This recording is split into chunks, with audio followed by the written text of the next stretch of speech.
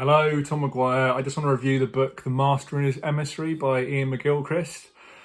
So it's The Master and His Emissary, The Divided Brain and the Making of the Western World. So I've got a couple of good books to review very soon. So I'm reading this one at the minute as well. An Innocent Millionaire by Stephen Vizinche. I can never pronounce his name properly. Fantastic book. I'll be doing a review on that one very soon, hopefully by the end of this week, I should think. I'm also reading this one, The Origins and History of Consciousness, Eric Neumann. So it's another fairly heavy one that I'm reading. So this one, The Master and His Emissary, I actually listened to on Audible. I couldn't get hold of a hard copy, unfortunately. I intend to get hold of a hard copy very soon because it's a really good book. I want to have it on my shelf. It needs to be up there, basically. It's fantastic. Iain McGilchrist has got loads of different videos on YouTube as well. He's really interesting. He's done a recent review with Jordan Peterson, which to my mind is one of the better Jordan Peterson discussions of recent times. He tends to give as good as he gets as well. You know, Jordan Peterson's quite good at talking over people and butting in and, you know, making it about him. You know, don't get me wrong, I love Jordan Peterson. I think he's fantastic. But Iain McGilchrist manages to sort of stop that pretty well and get his point across really, really nicely. So he's got his own YouTube channel. He has his own YouTube channel, Iain McGilchrist, as well, and his own website. So check that out. Some of the videos he does are really, really interesting, and they're quite short, a lot of them as well, so they're easy to get through. This book isn't short, it's really long. I think it's about 24 hours to listen to. I listened to it on 1.2 or 1.3 speed, I think. I don't always like doing that. Sometimes I think that ruins a book to listen to it too sped up, but for this one it seemed to work quite well. I never listen to anything unless it's at a speed that I'm sort of comfortable with, and I was reasonably comfortable at sort of 1.2, 1.3 to a certain extent. Some of them are read more quickly than others, aren't they? And you've only got to speed them up a little bit and they sound ridiculous, whereas this one I think was read fairly slowly, so speeding up wasn't too much of a problem. But it's nicely narrated as well. Not the very best narration I've heard in recent times, but good enough.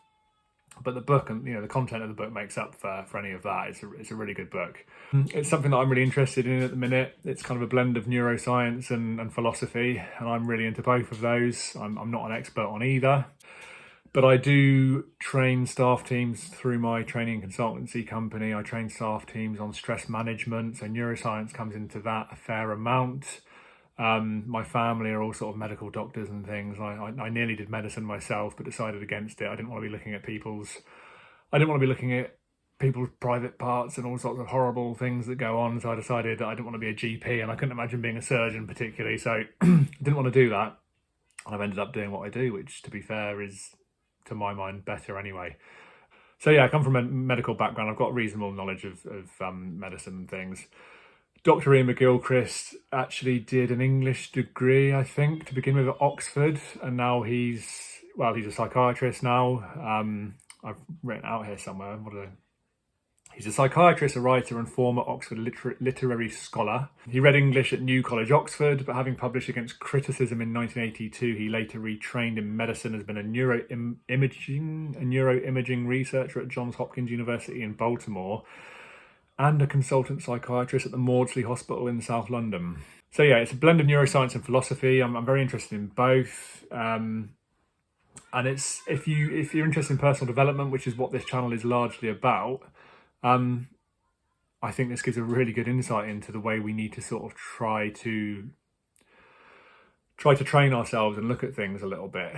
It's very much this, you know, it's this left-right brain thinking, how we perceive the world, how we've become quite left-brain dominated in recent times with kind of the Enlightenment and modernism and all of that, and, you know, kind of saying goodbye to religion and mysticism and saying hello to science and facts. And we tend to have this left brain way of seeing things where we reduce everything down to things that can be proven and written and explained. And actually there are so many things in life, if we only open our mind, that are kind of beyond words, really. You know, we see it in great poetry and in great art. I'm reading another book that's about Leonardo da Vinci by Walter Isaacson at the minute. It's really interesting, as an aside. But art and being in awe of things like sunsets and beauty and music and all those things. And we don't seem to be sort of placing much value on those things anymore. And we really need to. And I talk about this in my stress management training, that everything's about the bottom line, how much money we make, hitting key performance indicators, all that sort of stuff. And it really, really does detract from the things that actually give us the more sort of pleasure, not just pleasure, but meaning in life. You know, actually going out in nature and being in awe of how fantastic it is, and how, you know, I've also been thinking a lot about quantum physics and quantum mechanics recently, and how unexplainable some of that stuff is, and how that gives potential for, you know, really quite magical sort of things that we're not even aware of necessarily.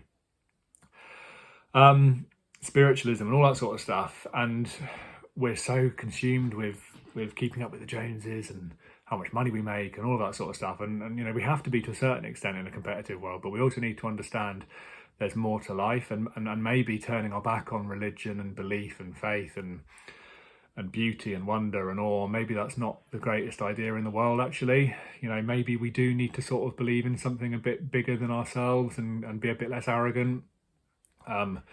Accept that good science doesn't know everything. Good science is constantly kind of on the edge and exploring. And yeah, so it's very arrogant, isn't it, to think that we can explain everything, and that anything that kind of is difficult to explain is just nonsense, and we're educated and we should know better and all that sort of stuff, rather than actually having an open mind and thinking, well, perhaps actually some of the people in the past, over those hundreds of thousands, if not millions of years, with these kind of fantastic cave paintings and worshipping of different gods and the stories passed down from generation to generation, even the Bible itself, like surviving thousands of years, all those sorts of things, that there might actually be something to it. There might be something to it potentially. Let's not completely discredit it. Let's not completely write off our ancestors as idiots, because I really don't think that they were. And McGilchrist says that we are literally partners in creation because things change depending on how we see them. And of course, that comes into sort of quantum physics to a certain extent. But, you know, even just from the point of view of our own minds, depending on how you see something, if you see something as a threat or as a negative thing, you're going to behave far differently to if you see it as an opportunity or something exciting. So how we perceive things and how we act is really, really significant. There's no small thing at all. So he mentions music and how music can spark different emotions, and probably emotions that we're not even able to necessarily talk about. You've got Steven Pinker, who says it's a byproduct of evolution, which is an interesting one. But McGilchrist would argue that music is really important, you know, like all the other arts. There's that tribe that still uses singing, whistling to communicate, isn't there? So it's an interesting one. These books for me just get me thinking. They just open my mind a little bit more. I don't always completely understand every single thing. You know, I think in order to do that with a book like this, you need to read it at least a couple of times and kind of really take your time. To go through it once reasonably quickly is never fully enough, but it does give me enough to open my mind, to get me to sort of research other things, to look at other things and consider other things. You've got Weber's Disenchanted World, which is worth looking up as well. Concept of disenchantment to describe the character of modernised, bureaucratic, secularised Western society where scientific understanding is more highly valued than belief, and where processes are oriented towards rational goals, as opposed to traditional society where for Weber the world remains a great enchanted garden. Again, really interesting. I've been looking at that a little bit as well. He talks about Wordsworth and people who are fantastic at being out in nature and describing beauty and awe and wonder, and obviously William Blake and people. Really, really interesting. It really got my imagination going. So I highly recommend this one. It's a long book, but I highly recommend it. Please keep liking and subscribing. I'll get some more reviews done very soon. Cheers.